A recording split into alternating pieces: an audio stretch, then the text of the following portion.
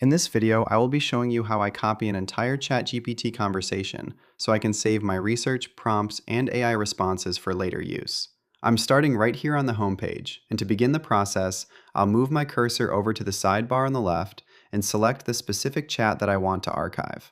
Once the conversation is open and fully loaded on my screen, I'll start at the very top of the session and highlight all the text, dragging my cursor all the way down to the very last response at the bottom of the page, or just press Ctrl+A on your keyboard. After everything is selected, I'll right-click on the highlighted area and select Copy from the menu to save it to my clipboard. Next, I'll switch over to a blank document. A simple notepad or a text editor works perfectly for this. And I'll right-click and select Paste to instantly save the entire history. This is a great way to keep a raw text version of my work, but if I want a much more organized and professional-looking version, I have another method I prefer. I'll go back to the ChatGPT tab, right-click anywhere on the page, and select the Print option.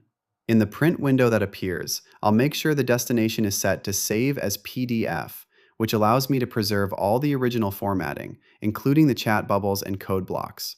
I'll click the Save button at the bottom, choose my designated folder, and click Save again. Finally, I'll navigate to my Downloads folder and open the new PDF to verify that the entire conversation has been captured exactly as it appeared on my screen. This ensures I have a perfect, searchable record of my AI interactions that I can access even when I'm offline. If you found this walkthrough helpful for managing your digital notes, please consider liking the video and subscribing for more quick AI tips and tutorials.